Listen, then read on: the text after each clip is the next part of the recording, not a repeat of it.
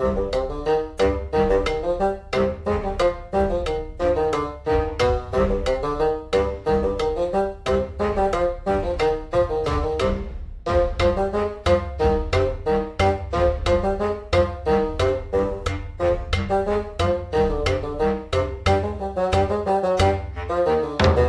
once again to Noah's Snark, where two former religious types and current snarks take a look at religious media on its own terms. I'm Hillary. And I am Josh, aka 99 Luftballons. So before that's stuck in my head now. Fuck you. So before we talk about what we're doing today, as always, let's talk about our hits and our misses. Okay. Do you have anything that we've done or not done that you'd like to correct? Not really correction, but the episode Do You Believe? Yes. You had mentioned that you thought that the older couple had a pretty big age disparity. Remember Sybil Shepherd? And then she was married to that super old guy? Lee Majors? Yeah. You were very right. Not very right. Very right. 11 years was the age difference. She was born in 50. He was born in like 1939, I guess. All right. Something like that. That doesn't mean, because I knew like she looked old. Yeah. But he looked old. You were right. You're right. I just wanted you to know that. All right. Well, thank you. So I guess that's a hit. Had completely forgotten. It gives me a great opportunity to get a miss because, as you know, with what we're doing today, and we'll talk about in a second, but we are missing our third piece. You're right. Because Hannah... That is a very current miss. It's true. We were missing today. We were missing Hannah. Hannah was supposed to be here. Right. To help us get the series finished, but basically she's got way too much going on for today. Right. So it just she's didn't trying happen. to move, right? Right. We tried to rearrange it for this. It's a whole thing. We could have come to her. That's true. Yeah. Did you tell her that? No. Oh, damn I don't think Josh. She felt like it at all. But that's fair. Well, that's I'm on me. upset. That's all I need to say. But that's okay. Hopefully, I think we can get her back for the 4th, so at least we'll close out the show. If I let her on the 4th. How dare you? She can bring cookies, and we'll consider it.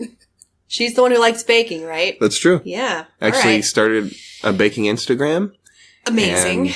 And I require both chocolate chip cookies and white chocolate macadamia nuts. Okay. And that is the ticket. Like in the same cookie? No. Okay. Separate cookies. White chocolate macadamia cookies and chocolate chip cookies. That will be the ticket to this couch. Okay. So let's talk about what we are doing today. Okay. Today we are doing the third in the 4-part series of movies which names I can never remember without Thief in the Night. No, that's not this one. Thief in the Night series. Oh, the Thief in the Night series, yes. But this one is called... The Image of the Beast. The Image of the Beast. What is it about these titles that immediately leave your brain? I don't know. This one was always the hardest for me to remember. I looked it up 3 times while just trying to type it into Amazon. Yeah. I don't know. It's, they're just not very good, is what it is.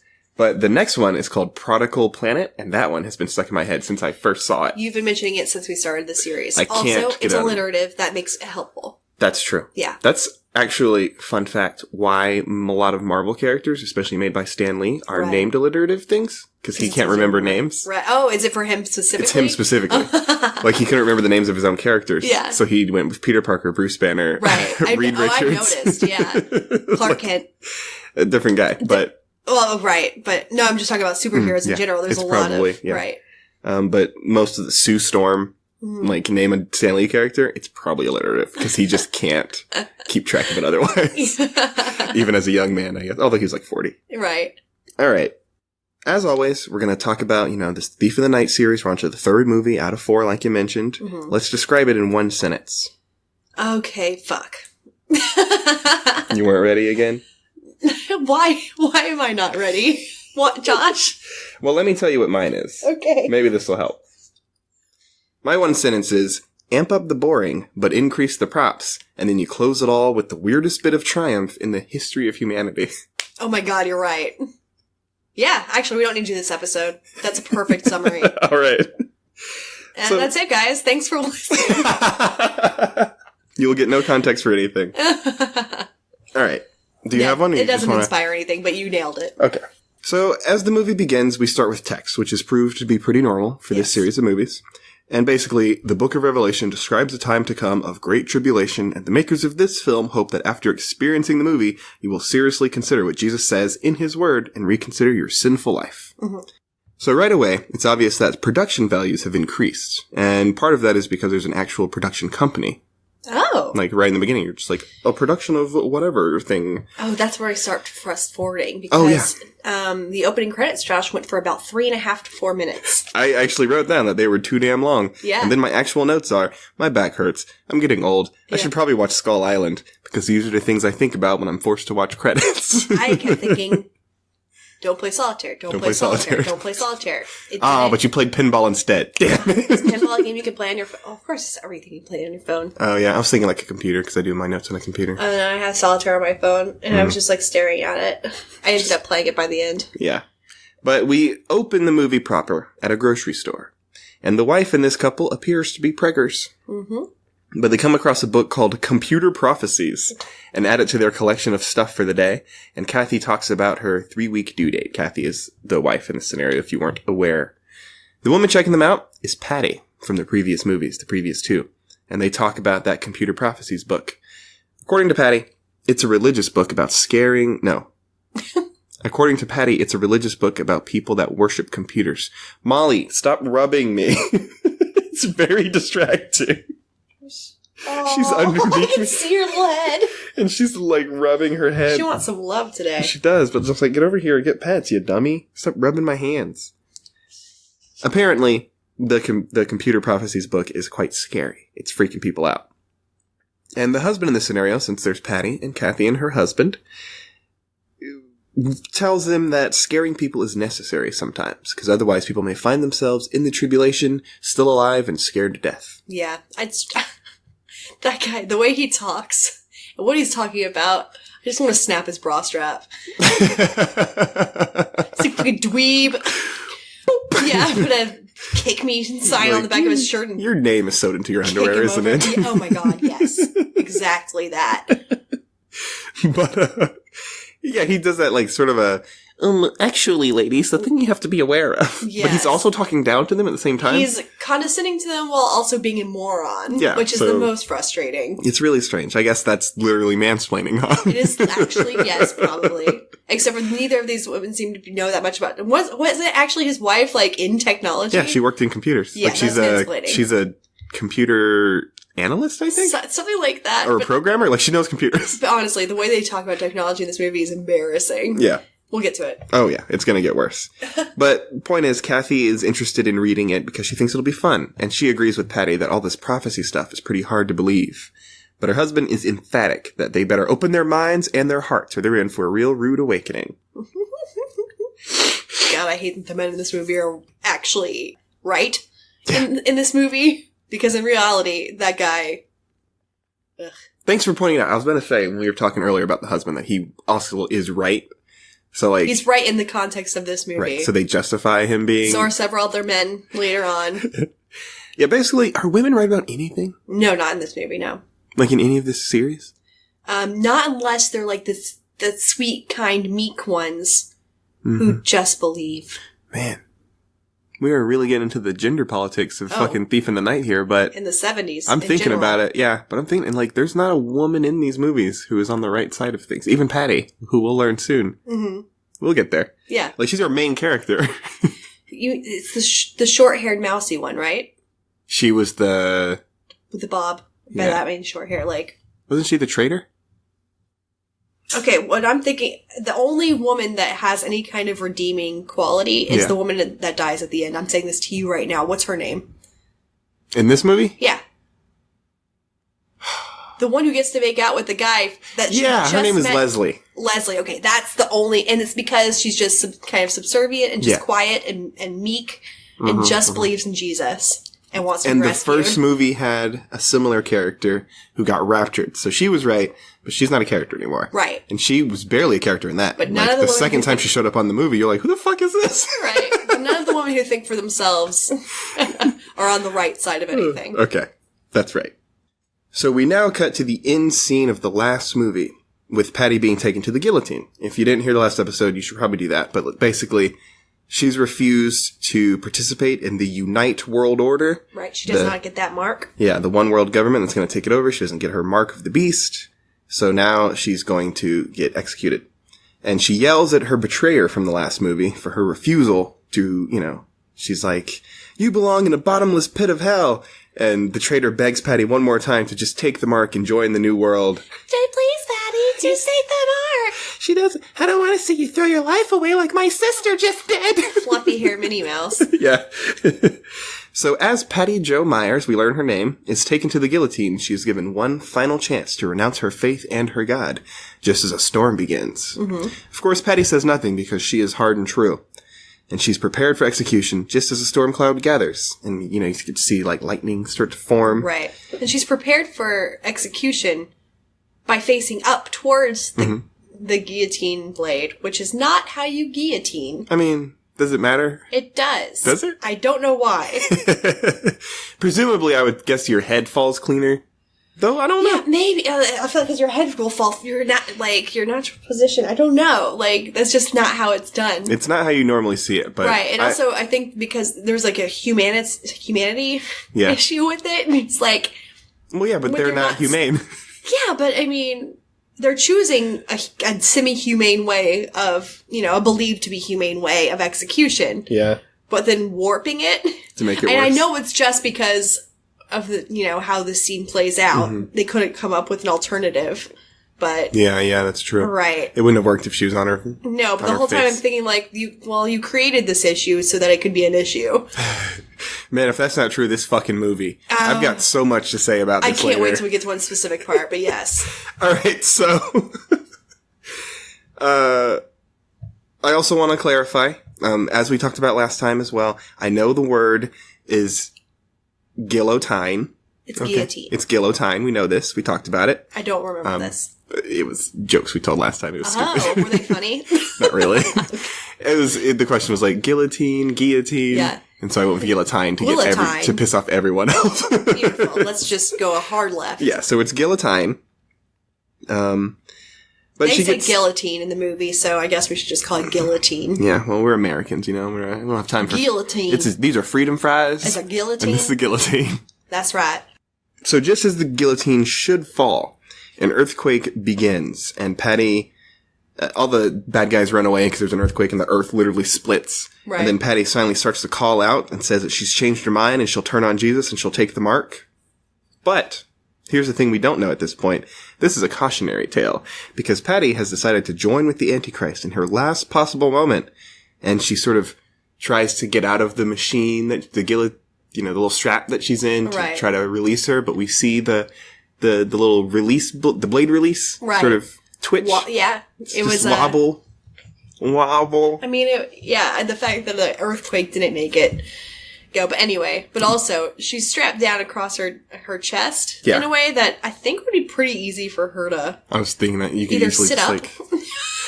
Squeeze. The thing wasn't even strapped onto her head like a gallows is. No, not at all. Not a gallows. There was nothing holding her neck stock. down. Right. Yeah, so it's literally just her neck was propped into it and there's nothing holding her in it by the neck. No. So if she just squirmed a little bit, she could have just pulled her head up. Yeah, but that's also part of, why it's done the other way. It's she doesn't know when it's coming. She can't, try to duck out of the way or, it's where it just chops off the top of her head or something. All right, but she tries to work her way out, but basically this weeble wobbles and it does fall down. So the blade cuts through her neck and she kills her before she can obviously change her mind again and get back on Jesus' good side. Right. And then I was thinking, is there any good side? But also, was this, the reason it fell on her was because she had turned against Jesus and it was or was it always going to fall? Fuck you. Yeah. Who knows? Yeah. That's what I was going to say. She maybe could have lived to get on Jesus' good side, but, is there a good side to that? Because we've seen a lot of these movies at this point, and I've yet to see a good side. There is no good side. Both sides are bad sides. So, Yeah. So Patty's dead. And we need a new main character, because she's gone. She's gone. And she's in hell. Yep. Because she turned on Jesus. Right. Fuck Patty. So it's time to meet some of these options for our new characters. One of which is Kathy from the grocery store. Yeah. And as we learn then, her husband was a Christian, so he was raptured away. But now she has a son who was born just a few days later. So little Billy, and he's 2. Yeah, and maybe disabled? He might be older than that. He seems a little... He actually, yeah, I put him around 4. Oh, well, he's supposed to be 3 in the movie. Okay. Yeah, that checks. 3 to 4 makes sense. But she's not a Christian yet, but the other 2 people are. And this is Leslie and David. And they're all hiding out from Unite and trying to survive in this tribulation world.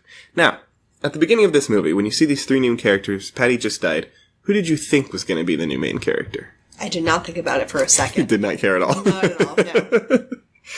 All right, but the guy, David here, is thinking with his dick. Because when Kathy's out of the room for just a second, he starts talking to Leslie about what would have happened if we had met another time.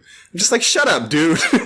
Like, wait, is that her? That's Kathy's husband? Kathy's husband's the main guy? No. Oh. When Kathy's out of the room, he just takes the opportunity to be like, Leslie, we barely know each other, but I was just thinking, what would happen if we had met 3 years ago? Basically, like, well, what I'm saying is, 3 years ago, I would have been 16. Yeah, basically what I'm saying is, I will dick you all the way down. Yes. And yeah. She's like, I would like that, but we can't right now. It's the tribulation. We can't right now. It's so weird. Stupid. It's so weird. No. But these women, when Kathy gets back in the room, Leslie and Kathy compare how righteous and good they were. You know, she used to teach Sunday school, and the other used to work with handicapped children. But doing good things isn't going to help you unless you kneel before the Lord. So fuck off with that good person bullshit. Another theme that pops up. Oh, absolutely. And this is all because Leslie and David are very religious, and they're trying to get Kathy on the right side of things. Right. So Kathy was apparently inspired not to take the mark, despite her non-religious nature, because of the Computer Prophecies book. So it saved her and her son so far, because anyone who takes the mark is selling their soul to the devil and will be tormented for eternity. Yes. So she didn't. Phew. Phew. Really nailed it, that one. And it's a good thing she was scared while there was still time. See, her husband was right. It's a good thing she was scared. While there was still time. Yeah, you're right. If she hadn't been scared ahead of time. Scared just in time. Like, literally. Yeah. She was 3 weeks away, so like, she bought that book and was scared by it a month before she needed the information. You're right. This is why you need to scare people. This is why you need to pick up books in grocery stores. Especially about computer All those prophecies. ones right at the checkout, definitely quality information. So now these 3 are trying to escape from their little hidey hole, and they are shot at by some Unite soldiers, who end up shooting Leslie, that, creepy David was trying to bone. Yes. And this scene is particularly strange. We've seen a lot of strange scenes. Right. From these movie series particularly. Yes. But this is so fucking weird. Do you want to talk about it? You seem to... First of all, they're escaping in one of those, like, kind of military-style open cars. Yeah, like a Jeep. Yeah, and Leslie's in the back. In her little pure white gown. Gets shot in the back. Leaps out of the car. Clearly just jumps. Does like a frog jump out of the car and lands in the mud. Face down. She's shot, not specifically on her spine, but just like in her like kind of mid-back, which in my, vast understanding of both the, human body and what injuries do to them, she should not have died instantly from that shot. She did seem to die instantly. When they pull over and realize it, he goes back looking for her, finds her in the mud, and just like, well, she's dead. So he picks her up, puts her under a tree, and fucking leaves. Just leaves her under a tree. It's like, man, sure loved that girl. Too bad there's nothing I can do for her, or bury her, or take her with us. Now I'm stuck with this fucking mom. If I fuck her, I gotta deal with her kid. She's probably all loose and stuff. Ugh. He doesn't even, like, cover her body, or, like, think about it, or cry. Nothing. Just like, well, I'm gonna get this body out of the road. So I'm glad you're talking about the human element. Yeah. Because I wanted to talk about the mechanical element. Oh, go. This is why we make a good team. Yeah, absolutely. You cover one part, I do the other. Yes. You're right about all of that. Right. But here's what you're not considering. They get shot at by these soldiers, who are close enough to shoot them. Correct. Then they drive away. David realizes she's gone, and he's close enough to run back to her body. Right. Which means this can't be more than, like, 700 feet. Right. So where are the soldiers? Well, they shot her. But where are they now? Like, they just they turned around because they got her. They were just like, they know other two got away. The car was still driving. They didn't give any... Yeah, I actually did notice that, but it did not stick with me as much as the other elements. Like, they could literally, wherever they are, they can see David from wherever they are. Like, I think if the camera had panned just a little bit to the right of the dead body, I think they would be just sitting there going like, what the fuck is this guy doing? He's one of us. Oh, David's also dressed as a Unite soldier. Maybe that's it. But even still, like, they're like, what's happening here? Hey, brother, why are you taking that body? So, like... That belongs to the government. It's such a strange scene. Right. Logistically, it makes no sense. Humanly, it doesn't make any sense. I mean, like, I kind of get it. Like, he can't really bury her or anything. No, but he could just take her with him. He can bring her back and put her in the bed of that car. And then after he leaves, we find out that Leslie has survived. Yeah. She gets picked up by some old people. I don't even think he checked her pulse. He didn't. You're dead. Oh, there's a hole in you. You're dead now. Right. But she gets rescued by some older people, and so presumably... Although actually, if he hadn't picked her up and moved her under that tree, she could have suffocated with her face in the mud. Mm-hmm. There you go. So he might have saved her life. That's true, although he also might have crippled her. Well, yeah. He moved the body. He moved her she got shot with a bullet in her spine. Yeah, you're absolutely right. So anyway, I remember just writing down when Leslie was revealed to be alive. I was like, hopefully she'll like side with the bad guys now. That would be something that would be interesting. That really would. It's like, you guys shot me. I guess I'm with you. I don't know. Just like, that bastard left me under a tree. Uh-huh. But Kathy and David sleep in the grass, and in the morning, Billy the child has wandered off and found himself a random old man. Yeah. This old man is sharing some breakfast with the other two, and he's a believer himself. David and Kathy give the old man a fake name, but he shares his breakfast with them. They're trying to cover their tracks, make sure he's not a bad guy first. Right. And he reveals that he was a preacher. And like many of the preachers in this series, he too did not sufficiently put the fear into people, and thus was not raptured away with everyone else. He's a bad dude, but he's better now. Yep, because he stole a map. So he stole a fucking fabulous wall scroll with the timeline for the tribulation. It is phenomenal. It is hilarious, and I desperately want it on tapestry in my room. Mm-hmm. And he basically tells us what's supposed to happen in the world. And I just can't bring myself to talk about it, like to transcribe what he's... I still hear an airplane. Yeah, that one's light enough, I think. Okay, you don't think it's coming closer? I don't think so. Sorry. But I'm not going to bother, like, transcribing what he says. We've seen so many movies about the rapture, like, who even cares anymore? Right. And, honestly, I thought the wall scroll was pretty cool, and at least impressive in scope. Like, it's a wall size. Some lunatic spent a lot of time on this. Yeah. And cannot draw a horse. I also had the thought that considering that it's a wall scroll, I'm happy that it's not just a very sexy waifu. I don't know what that means. It's a... Oh, yes, okay, I do know what that means. That's an anime reference. To prove my point, when I made that joke that I wrote down, I Googled just wall scroll. Did not put anything else. Just Googled wall scroll. Yeah. The first option was 3 naked chicks. Oh my god. Ass up. 3 naked Asian, anime like style? Anime, ass up, face down. It's so fucking disturbing. I was like, this just proves my point. This is exactly what I was joking about. Also, that does say a lot about you, because I bet you if I were to type in roll up... I don't know, man. That's not a thing I do. I'm doing it. I'm seeing what my Google fucking plane's going anyway. Okay, cool. Wall scroll? Is that what you typed? Yeah, I just put in wall scroll.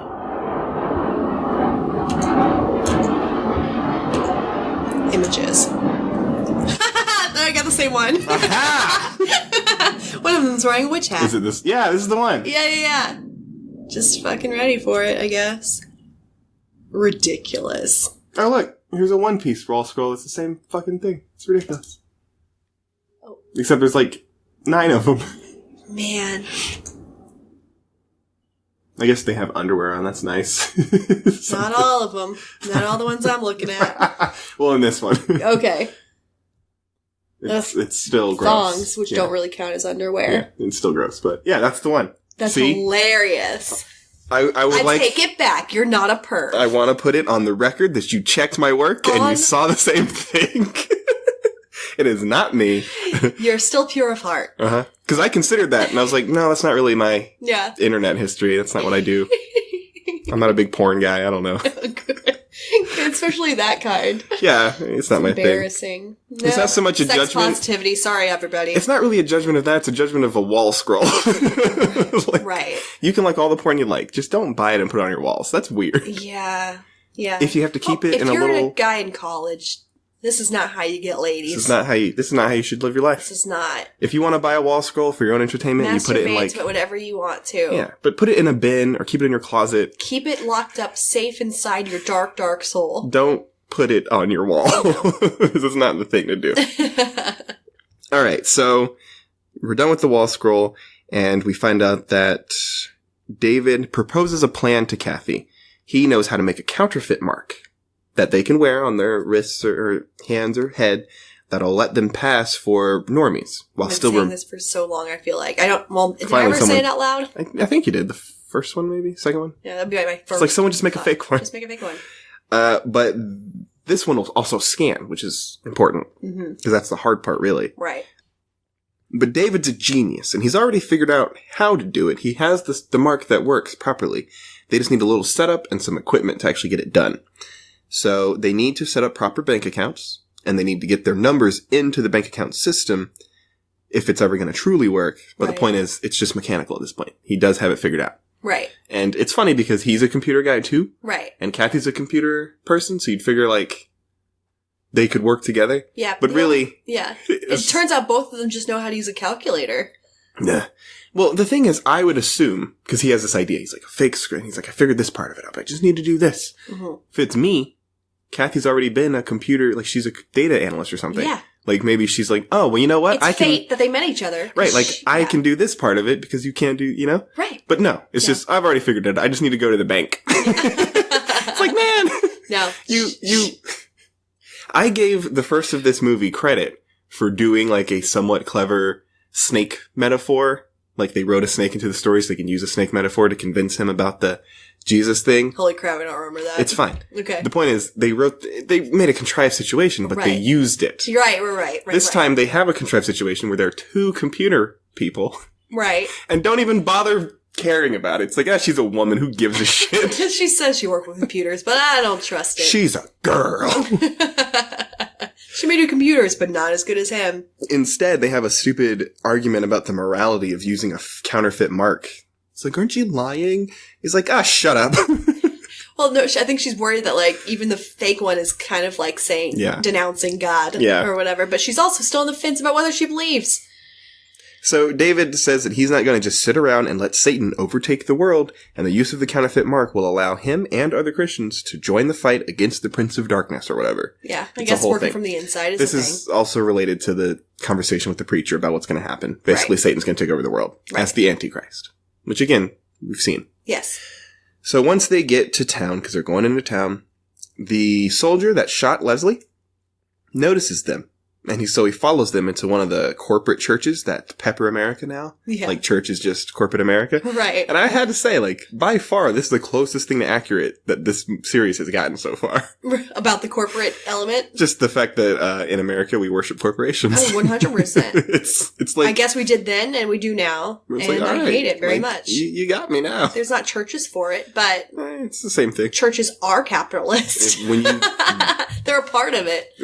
I was going to say that... Scientology's a religion.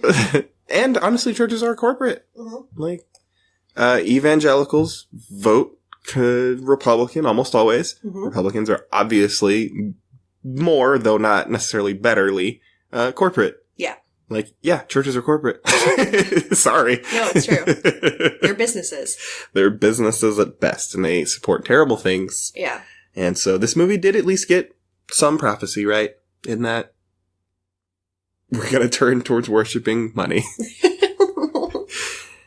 And war. But when they're confronted by the bad soldier man, David and Kathy show off their fake marks, and it seems to work. He convinces them, at least for now. They pass the smell test. And it turns out that Diane, the possibly traitorous friend of Patty, our previous main character, who was married to an actual man-beast, who we've just been calling Frankenstein's monster. Oh my god, the mustache. It gets weirder every time. It does. This time it's like twirled up like he tied a woman to a train 20 minutes ago. It just, that's when, yes, but except for not well done. It just looks like they glued strands of hair to his face, and they're just it's a willy-nilly in the wind. It's a weird look. It's a look. But she notices Kathy, and apparently they know each other too, and so Diane wants to catch up. And so they manage to navigate a bit of light interrogation without obviously giving away all their lies and deceit. And, it's good for them too. And they're going to be friends. David and Kathy are friends with Diane and her monster. Another voice I can't stand. Diane?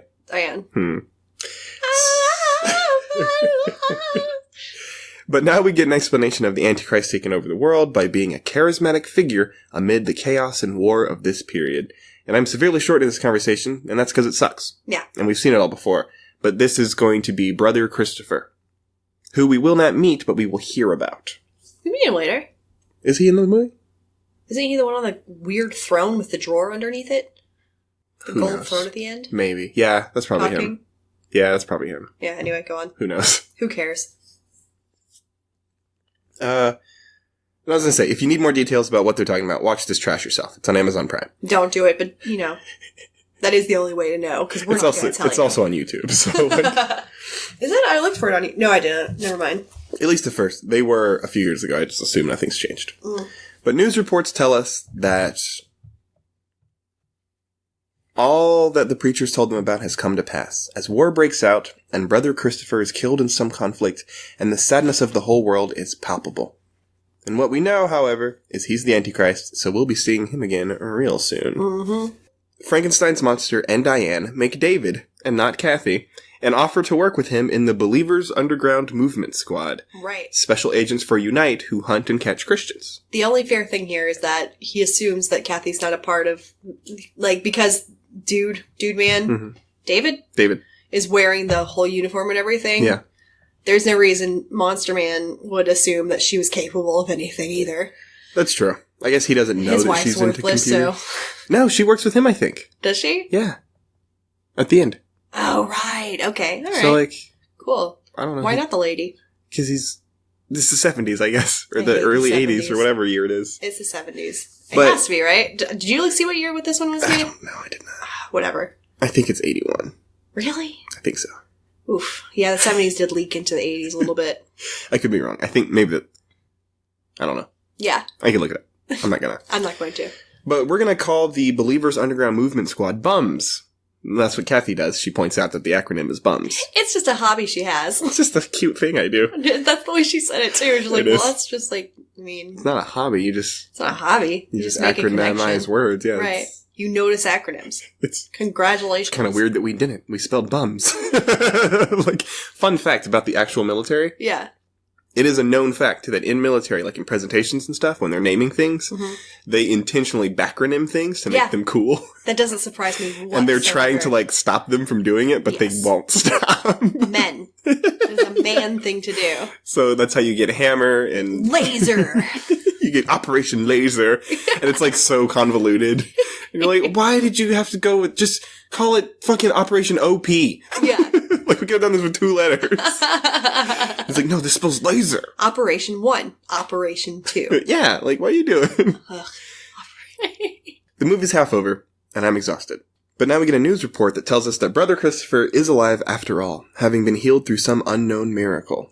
In Brother Christopher's own words, I'm alive. More alive than I've ever been. Ooh. So you see, the prophecy's coming true. Yep. And another scene shows us that... Old man with the ill-fitting overalls already told us about this. That's true. He can't even button them at the sides. Why do they... You've noticed that? His overalls? Yeah. They don't fit. They're making a movie. Yeah.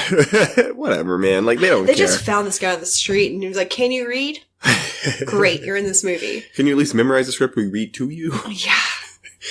And now we get a scene where Kathy is finally ready to get the moves on David. Finally get it in after a few years. Because she's been alone. Her husband got raptured. Right. But he apparently only was interested in Leslie. Because he tells her that the relationship she really needs is one with Jesus. I hate him. And I'm amazed that she doesn't stab him in the heart. Yeah. And so more preaching happens as David tries to convince her to get on the side of the Lord. And still, she's non-committal, as at least one of our main characters must always be. Mm-hmm. And more news reports come in, and we learn that Satan has taken over the body of Brother Christopher, and he's going to attempt to exterminate the 144,000 remaining preachers of the world and fully take it over. And now we get the most obviously convoluted scene that is supposed to be drama of possibly all time. Because, do you want to do the setup or should I? No, you set it up. Set it up. Kathy and David both have fake marks, but they connect to the same bank account number, so they can't be used at the same time. Right. Easy. Easy peasy. So, but they both need to go to the store to get some batteries. And so they hatch an elaborate scheme to ensure that Kathy is fully done with her purchase of batteries before David can even attempt his. Right. Now, this is a scenario you're in, Hillary. Hypothetical. Yes. What do you do? One of you buys the batteries. But you can only get 2 per customer. They need 4. Oh, that's the element I missed. Well, easy. One goes through, then the other one gets in line. Oh, shit. Well, Hillary has clearly put more thought into this than either the fictional characters or the actual writers who wrote this scene. Because you see how hard that was? Oh my God. It took you so long to figure it out. Well, my first thought was just buy them. I added the little twist there. I don't remember. I didn't notice them say that, but they didn't say it. It was a sign on the batteries. Oh, was it? Oh, okay. I was probably playing solitaire. But no, that's literally it. Yeah. But instead, they're just like, he's just like, okay, we're going to get in the line at the same time, but I need you to hurry up because we're going to go in separate lines. Yeah. And you got to go fast and make sure you get done before I even get rung up, because otherwise the alarm will go off and we'll be caught. Oh my God, Josh. Did it go smoothly? So did they manage? They have this ridiculously convoluted scene where Kathy's register breaks down. And the transaction can't end until she gives her receipt. That's my favorite part. As someone who works in a grocery store, I can't ring up somebody else until this woman gets her receipt. It's no one cares. What chaos that would cause in a Trader Joe's. I know. But she needs to get a receipt. She's writing a bunch of stuff down to get her that receipt. Kathy's like, I'm out. I'm leaving. I'm done. Yeah. But because she leaves, it actually makes things worse. She leaves before. I don't know. Did she take her groceries or the things she had? She's just I left my baby in the car. Or you're literally just waiting for a receight. You just glossed over my favorite part. Oh, no. Her excuse for having to leave the store quickly is, I left my baby in the car. Right. I cannot wait the 30 seconds for you to give me my receipt. My baby is in the car. Only in the 70s does that not immediately sound off. And only in the 70s would the cops not have already been called. What I mean. Yeah. That's what I mean. She's just oh shit, I've got a baby in the car. It's my third one. I can't fuck up again. It's so stupid. But anyway, so Kathy leaves and this other register woman can't get it done until she gives her receipt. Yeah. So then David tries to... I can't complete this transaction until this woman has her receipt. So David tries to linger a really long time until everything's done, but it doesn't really work. And so, basically David gets caught. An alarm goes off. Underneath, the security guard for the store. Who the fuck is a security guard for a store? Oh, a police state. I guess so. Yeah. But it's dumb. What's he do? He just watch people buy groceries? Well, he watched that woman have something fall out of her pocket and freaked the fuck out, so I guess so. It's so weird. But that's okay. David is in pursuit. He runs outside. Who slipped on the meat? David, on the way out of the store, the alarm goes off. He's running away. A man was carrying meat, he worked there. Okay. And he pushed the man, and he fell in the meat. And then he just wriggled around in it like he was doing, land swimming. Yeah. It was very funny to me. He was covered in raw meat, and he was just I should just roll around like a pig. And then he got up and had meat all over him. Yeah, wacky-doo. So wacky-doo. But Kathy and David jump inside his Unite van, and they try to escape. And it's just... what intrigue and drama the Tribulation has wrought. Yeah, that scene is what made me really check out, so to speak. But David attempts to escape, and he's driving really fast, and here's another crazy part. He drives through a house. Yes. That is still mid-construction. Yes. And it can at least be said that I have not seen that one before. And in slow motion. Have they used slow motion, really? No, I don't think so. Well, so, good on them. But he also gets caught right after. Yeah. He drives to this house, and then the car is destroyed, and he can't move. Correct. So it makes me question the producers of this movie. Because who was yeah, let's spend the money on this surely relatively expensive scene. Right. Only for it to not matter. Right. You know what I mean? Like, but it looks so dynamic, Josh. It does look cool, but the point is, if you're going to do that, he escapes. You don't do it and just waste it. Yeah. That's dumb. It's like Game of Thrones. Yeah. When all of the women on the show, rightfully, made a pact to not do nude scenes anymore because they were clearly exploiting them early on. Right. Then when they did a nude scene, HBO, the producers of the show, had to decide, is this necessary? Because we have to pay a new person to do it. Because we can't pay these people. It's not in their contracts. Right. And then you still got some that were necessary. Or at least relevant. Right. Because early on it was just like, it's a scene. Show us your titties. Yeah. I'm going to keep the viewer numbers up. Right. And then later on it was like, if we're going to see titties, like, it's got to be relevant to what we're doing. And it helped. Those women. It improved a lot. Yeah. So who was like, yeah, we can pay to build a house halfway. Right. Pay to get a slow motion thing. That surely was expensive in the 70s. Yeah. And then crash you through it, only for it to not matter at all. Part of me like, that's literally the opposite of what producing is. I feel like it worked the opposite way. Like, what do we have? We have this house that's going to get torn down. The owner said it was okay that we destroy it. We have a van. It's my son's. How can we use this? Right. I mean, it's such a weird... It's like how they have access to helicopters somehow. Yeah. All right. So after David is caught by Unite, Frankenstein's monster, Diane's husband, gets a call about him, and he insists that he be executed, despite that actually not being doable because they want to interrogate David to find out where his friends are. Right. But he is hurt by the portrayal of David pretending to be his friend and ally, and he feels like a laughing stock. He's just like, oh, I'm so mad. He shakes his fist impotently. My fragile masculine ego. Yeah, he pretended he was in my house. He ate at my table.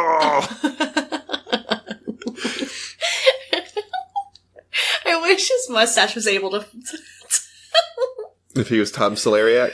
Yeah, oh my god, yes. That's a flash forward for the audience. Oh, that's not out. No, that's not. Well, it will be out before this comes out, isn't it? No? We rearranged the recording so that Hannah might be here. And she ditched us anyway. Boy, do you guys have something to look forward to. So it'll be this one, then Veggie. Fucking love that. Yeah. But he's just really mad. And even better news shows up for Kathy, because she has managed to escape capture. Because David is just so sacrificial. I'm not sure how. To be honest, I wasn't caring enough to find out. Because I'm pretty sure she was in the back of the van. Didn't she escape? She escaped out of it and, like, crawled away. Yeah, but after it had crashed. So, like, David was caught. And she just walked out of the back of the van. Well, maybe they pulled him out of one side and she had already crawled out the other and was like... They didn't check the van? They didn't see him when he got a body out of the road that they had just shot. So these are... Oh, yeah. I like how you say it like I'm the dumbass. You are right now. These are not the most capable men. Your tone, I was like, oh, she's really going for it. I was like... Oh, man. Joshua. How could you? Please. So Kathy manages to escape, and she gets more Bible lessons from the old preacher guy, who I have to assume she's wishing now that she was captured. Yeah. Because I would. Yes. I'd be like, oh, fuck, I'd rather just be dead. This fucking guy hasn't stopped talking for days. But the bums hatch a plan, because as Kathy was talking to the register woman, she had indicated while making small talk that she's, I guess, gonna go see the high priest later. Sure, like, whatever. Right. And so this is very clearly a real lead, and they're gonna use it. Why would this woman lie? Why would she lie? She was just talking to a stranger while she was clearly, trying to deceive. Right. So they're going to release David and then put a tracker on him because he'll inevitably lead them to Kathy. I don't know. It's a really complicated plan that they don't explain fully, and I don't really care. So I'm not going to bother. Okay, cool. I'm a little bit lost. But either way, David ends up on the same bridge that we've seen in both of the other two movies so far. That same, wooden walking bridge. Yes. He's in the same one. So the escape bridge. The escape bridge. And he's also being chased by helicopters. Mm-hmm. But he outsmarts them in a way that Patty never did. You know what's fun is I have a feeling, I did not do any research on this. This is just me spitballing. They used the same footage of the helicopter from the first movie. Oh, maybe. Because there's never a helicopter and him in the same scene. There's one. No, at the end when it's grounded, right? Yeah, that's the one. So I don't know. It's probably not true. but it'd be very funny to me if they were the exact same. They had to make up for the wasted money on the house. Oh, yeah, that's it. They're like, oh, yeah, we gotta use re-footage. I can't get another plane. I probably shouldn't have financed that stupid escape scene that didn't actually end up in an escape. The completely worthless first movie that didn't need to be done? Also that, but, like, I really shouldn't have financed this whole scene. Because, like, you didn't need to crash through a house. Nothing happened. I'm looking at the producer. Yeah. He's just like, oh my god. Yeah. You're gonna have to use archive footage. Alright, but David outsmarts the planes by doing a thing, helicopters rather. He outsmarts the helicopters by doing a thing Patty never considered. Grabbing onto the bottom of the helicopter and just hanging on. Well, that's what a man can do. That's true. I mean, she just hooks her elbow. She was a pretty rough shape in that first one. She just hook your elbow? Yeah. Then you don't have a choice. Like, get the elbow in there? I mean, you can still slip right. You can still have to have strength. Yeah, but still, you're right. You're gonna hurt yourself, but like... He just stays, and then you hear the helicopter pilots talking over their intercom. They're like, what is he saying? They're gonna tilt it or something. Yeah, he's like, he's gonna pull us down. I'm like, he's not the Hulk. Yeah, he's 180 pounds. And we're actually, while they're talking, we're watching the helicopter not be affected by his weight. Ugh, that was bad. Man. I don't know what's happening. You're sick. Like, it's true. If they had tried to go really high, he might have pulled them down, but... Or if he was, like, really wriggling, but that would, not benefit him either. He doesn't need to plummet to his death that way. Yeah, but basically, they have to make it land somewhere, and so that gives him a chance to escape. Because as they're approaching the ground, he jumps off and runs away. Yeah, that's right. Then, couldn't they just go back up and then chase him? Whatever, doesn't matter. Again, they couldn't see him when he was 700 feet away, trying to check on his dead friends. So. But, 20 minutes to go in this movie. I'm exhausted. Mm-hmm. But Kathy is now hanging out. I have a headache. I don't know if this is why, but I'm going to choose to blame this film. Kathy is hanging out in a cave with a weird dude who's preaching at them. And he's in a very old school robe, and he looks ridiculous. Do you remember this guy? I looked up for a second and saw him preaching, and then looked back down at my phone. Yep, that's the way. Okay. And then we get a little intercut scene where we find out that Leslie is back in the movie. But what is she doing? Nothing. Fucking nothing. Nothing's happening. The one in the wheelchair? Yeah. She's talking to the old people. Yeah, she's just fucking talking to them. Yeah. What about? Nothing? Nothing. What are you gonna do? Old people stuff? Just talking about the scripture. But while the weird-looking dress guy is preaching, David makes it back to the cave. How he knew where they were doesn't matter. He and Kathy embrace because, yay, the world is okay after all. Mm-hmm. And after this, he gets to do a shave. And we do see that Kathy does still have a child, because I was wondering, where the fuck happened to her kid? Well, he does wander. He wanders a lot. Yeah, and she may have left him in the car. And we find out that the area all around the cave has been set ablaze and is absolutely ruined. So now we have to move out of the cave and go somewhere else. Okay. I don't even know how we got here, so, I don't care. Okay, I thought, I'm like, oh man, I have not been paying attention. I have no idea what's happening. So this makes me feel better, because I'm like, this seems out of fucking nowhere. It's out of nowhere. Is this around the time where she tries to hit on him? It was shortly after. Okay. She tried to hit on him. That was when he was like, you need Jesus. Right. Not me. We need to focus on Jesus, which it's funny, because coming up. Anyway. Mm-hmm. Yeah. So, they now move to a cabin in the woods, but the end of the world continues, and now the river they live near has turned into a river of blood. Spoopy! Do you feel spoopied? River of blood. And Sky of blood. I just need this to be over for my own sanity. Yeah. But Kathy does some mad calculations, and she ends up crying, and I'm not sure why, but I certainly understand the feeling. Doesn't she figure out that the skew on the back was the code the whole time? She does. Okay, so she looks at her computer prophecy book to understand something. Right. She comes to a revelation, and I'm not sure I still know what it was. No. But I guess... Well, I've never understood what they were doing with the calculators in the first place. Computers in this movie means calculators. Yes. So these people know how to punch numbers in and multiply and divide. Good job. Not sure, how that's helping anything. There's no computers by our modern, definition are involved whatsoever in this movie. Not a one. It's just a calculator that's constantly running out of batteries. The only computer we ever see is the graphic of a computer on Computer Prophecies, the book. You're absolutely There's correct. not a computer in this movie otherwise. Yep. And we've seen them in other movies, so we know they exist. And they talk about it so much, you'd think they'd just get one for a shot. But we don't know what she sees in the SKU. Like the little barcode. I assume it's going to be They've been looking for a code. I assume it's going to be the traditional, stupid, the barcode starts with 6 and ends with 6, and the middle number is also a 6, so the 666, that is the mark of the beast, has always been in every any kind of pattern. In every capitalism you've ever had. I don't know. I don't know what they're going to go for. I assume it's going to be in the 4th movie, but we never get what she's supposed to be telling us. Right. And then David meets up with Leslie, who is not actually dead, of course, but is now in a wheelchair, I guess? Well, she had her spine, I think it was a spinal injury. Yeah. Yeah. So he picks her up out of the wheelchair, which doesn't seem like a good idea, and he gives her a big apology and an even bigger kiss. It was really gross and real weird. They had only just met when she died, quote unquote died, they had just met. Mm-hmm. And now they're embracing like they're long lost lovers. Mm-hmm. After a year, he makes sure to point out it's been a year since they've seen each other. And we've lived less than half a mile from each other this whole time. The poor girl that he was clearly just not into. Mm-hmm. He was like, no, we gotta focus on Jesus. We, none of this nonsense. Mm-hmm. Immediately into the arms of a paraplegic.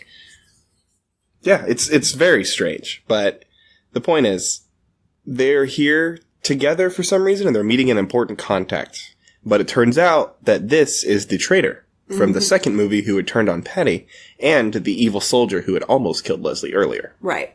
Actually, I think this scene probably exists because they have a production company now, and that it's always a producer thing. We're like, this doesn't have enough love story. Oh, yeah. Maybe that's what it was. Yeah, we need some sexual tension. So, for some reason, David goes ahead and gets captured again in the same movie. Twice now. Yeah. With Leslie this time. But he's the most competent one, because he's a boy. That's right. And Diane and her monstrous husband also find Kathy and her child. So all of her characters are almost rounded up, except before Kathy can be taken away, a buzzing fills the air as everyone is attacked by demonic locust scorpions, and a nuclear bomb seems to go off. Were you seeing this? No. I mean, I was hearing it, and I look up and I'm like, why are they, like, I'm like, I think I looked up because that sound was horrible. Like, oh, what's that sound? I don't like that at all. So this is a thing. We haven't seen this in a movie that we've seen yet, but I've seen it before. Okay. There is a concept that the world will be overrun by giant locust scorpion things. Awful. That are very venomous, very dangerous, very large, although the largeness kind of differs. So the world turns into Australia. Yeah, but like, they're either like hand-sized, or sometimes they're like massive. Oh, God. It really depends on your thing. But because they don't have the technology to show it, in this movie, it's just a shadow of one. And because, maybe they explained it when the preacher was talking, but I don't think they did. So you just don't know what the fuck is happening. Well, I remember like the sound, like the, old man bad overalls tells them at some point that there's a sound that happens that is unbearable to those who aren't blessed with Jesus. Oh, yeah. Maybe that has something to do with it? Maybe that's it. I don't know. But the point is, it was unbearable to these ears. Almost everyone here dies. It's a ridiculous mythology, and I think Diane and her weird husband die. I think the preacher gets killed by one, but Billy gets captured. Although by who? I don't know. Who fucking cares? Who fucking cares? Let's wrap this shit up. Kathy's child has been stolen away, and he's put in prison alongside David. And they've given him a nice red balloon, because they're trying to be nice to him. And they tell David to reveal where Kathy is, or the boy will be put to death alongside him. It's time for David's big heroic moment. And what's that big heroic moment, you ask? Oh, I know you're asking. I am asking, It's the big one. First, Leslie, who is also imprisoned alongside the small child, convinces little Billy to convert to worshiping Jesus so that he can go to heaven. Apparently, small children do not get a free pass. Then, David sees a red balloon fly into the air. And so he has an initial freak out where he's like, no, they've killed the child. How could they? These sons of... But then it turns out the kid's alive. He had given Leslie his red balloon in exchange for Jesus. Yes. So Leslie's dead. Represented Leslie's death. I guess she was allowed to carry it all the way to the guillotine. I mean, what are they going to do? I would just assume Pennywise was back. So, they bring the kid back in. And he says, I exchanged my red balloon for Leslie for Jesus, so I just gave her my red balloon, because I have Christ now. Yeah. So David has one more chance to save the kid. The guard tells him, you can tell us where he is. And David says, I know you're just going to kill her and the boy anyway. So instead, he goes to the boy and he tells him that you're free now. I want you to go out there and I want you to be free. You're going to go be with Leslie in heaven. And the guard looks at him like he's fucking crazy, because he is. Yeah. And David says, what can you do to me now? The boy is free and he belongs to Jesus Christ. Which, let's be clear, the hero of our tale has very specifically just sent a child off to be executed. Correct. And in the context of this ridiculous frame and this ridiculous series, this is technically a good move. Right. But the insane bastards behind the movie couldn't think of a better way to frame this message. Would this be considered suicide, though? Not for the kid. No, if the kid's like, all right, let's go die. Like, the kid doesn't understand anything. Oh, you're right. He doesn't know what's happening. You're going to go be with Leslie. There's no way he knows he's about to be killed. Oh, my God. So, like, because you're writing this movie, right? I'm not saying, like, if we assume that everything in this movie is true, technically, I guess he did the right thing. Right. Maybe. Right. But you wrote the piece of fiction, so, like, you easily could have had it so that we're not supposed to be like, yay, a small child has been killed by guillotine. So the whole thing was they're trying to get his mom. Mm-hmm. And so what's the threat that, like, if you don't tell us where she is, we'll kill you? We're gonna kill the kid. Okay, so they're gonna kill the kid either way. That's what David says, yes. So he doesn't And he's probably right. Yeah, so, I mean... Yeah, so it's just he doesn't need to go convince the boy of anything. We're like, that kid's gonna die. Yeah. So why are you getting involved? And now, now blood's on your hands a little bit there. It's so weird. That's what I mean. Like, this movie's so dumb. Like, even if we take it all as true, like, we're still not. It was still an unnecessary interaction. You're still not ever going to convince me to celebrate the movie. Yeah. Where a grown man convinces a small boy to go be killed. Correct. That's not. That's not who I am. I'm not even a good person. And that is trash. I don't like kids. I would not push one into a guillotine. But I hate saying guillotine. Guillotine. Guillotine, right. But the movie ends as David is led to the guillotine. And I'm just happy it's over. We don't know what happens. Ends abruptly, too. Yes. Blah. Clouds. All right. So let's talk about the best. Let's talk about the worst. Okay. As always. Oof. Actually, both are hard for me, because there are options. Yeah. Do you know yours off the top of your head already? I think I'm going to go with my best being a worst, but my best is what you were saying earlier, how David is very clearly into one of these women and not the other. Yeah. And just like, because he meets Leslie. Yeah. He's like, man, I'm going to put my mouth on your mouth. Yeah. And she's like, okay. And man, if only it was a different time, I'd just be all over you like white on rice. Yeah, and then a year later, she's like, I agree now. Oh, no, different woman. Different woman. This is Kathy this time. But she's like, maybe we should, like... She curls her hair a little bit, and she's like, maybe we should do a thing. And he's like, oh, you need Jesus. But then he sees Leslie 5 seconds later. Yeah. He's like, I'm going to put my mouth in your mouth. I'm going to put a lot of stuff in your mouth. Yeah, he's also, like, 20 years older than her. It's really upsetting. It's just so... Like, he clearly was just turning her down easy. Yeah. But just... have some integrity and be like, no, I'm not interested. No, I'm saying, but also... I don't like moms. But also Leslie has just been sitting there in a wheelchair for a full year after kind of rebuking him. Mm-hmm. Well, no. To be fair, they just said if we'd met in a different time, things might have been different. Which is... whatever. Which is reasonable. It's just lost connection, Craigslist shut it down, but, like, they just had a misconnection. And then she died 20 minutes later, so... Or he decided she died. Right. But it's just such a strange... That's the most amusing part of this stupid-ass movie. Yeah. It's just like... What? So what was your worst? My worst is the stupid thing in the grocery store. Yeah. It's the worst. It stuck out to me for so long. I think I watched it twice because I was like, what the fuck? Yeah, I didn't watch it twice, but that's where I just gave up. I was like, I don't understand. It has to be my worst, too. Why did you have to get in line with her? Just wait. Yeah. Until it's over. I don't remember what my worst were for the first two movies that we've seen. Yeah, me neither. But my guess is the mustache had to have been at least one of them. And I think I'm going to make it mine this time, too. Because it's so distracting. I don't know what he looks like. I know exactly what his mustache looks like. Because that's all my eyes are seeing. The best. My best could be considered a worse also, but just me waiting for any computers to be involved. Oh, I know. And how much they talk about technology and computers, and how the entire movie is just them, I guess, doing minor calculations on like an at-home, like a calculator you keep in your back pocket. It's annoying. Not a great one, but also, like the portly farm man who can't button the sides of his overalls. That was an interesting choice. Yeah. Okay, so let's talk about some things that are like this that people should watch instead.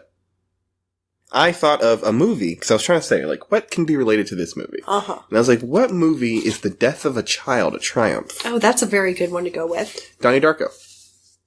Oh, yeah. No, that's a good one. He's 3. Technically a child. Yeah, he's a teenager. Right. But, spoilers for a movie from like 15 fucking years ago. But at the end of the movie, a child dies. Gotcha. And we're supposed to be, like, good. But in this case, like we said, he's not really a kid. He's a teenager. He's sort of smart. He can make his own choices. Choices are made. Things happen. I've got one. And at least he doesn't get manipulated by gross adults. So that's very good. True, very true. So what's yours? The Good Son. Did you ever see that? Oh, shit. Yeah, that's a better choice. Two of my biggest crushes of the 90s in one film. Who was the other kid? Elijah Wood. Elijah Wood, Macaulay Culkin. Yeah.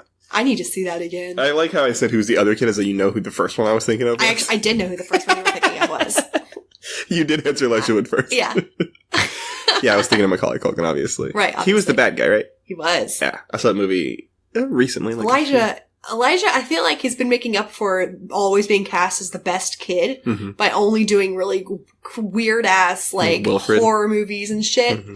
He does a lot of horror, which I love. Oh yeah, he was the cannibal in Sin City. Yeah. I mean, weird froggy man. Yeah. I love him. I love Elijah Wood. Yeah, he's good. I like him a lot. Yeah. Alright, so let's talk about what we were going to do next week since we did our other stuff. What are we doing next week, Josh? Ooh, Veggie Tales in the house, which we kind of referenced a little bit in this episode. The point is, there is a new Netflix-made version of one of the favorite things we've done on the show so far. Yes. And so we're going to see if it holds up. Let's see if it holds up. I happen to know how I feel about it already. I happen to have heard a lot, and also might know. I happen to have heard a lot about it, and the general consensus is no. No. No, it does not. We'll see, though. But we'll see for ourselves, and you'll hear that next week, dear audience. Look forward to it. And speaking of the audience, if you like the show, please give us a 5-star review on whatever podcast app or service you are using, and tell your friends about us or your coworkers. Yeah. Or a customer. Or your 3-year-old. Or your 3-year-old. Hey. We will not manipulate them into being executed by the one world government. I'm not promising anything. I promise that. Okay.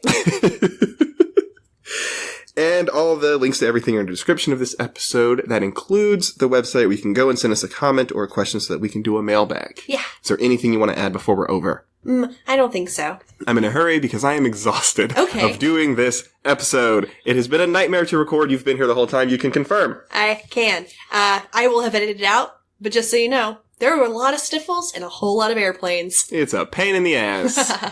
But thanks for listening. We love you so much. We appreciate you. We love you. Bye. Bye.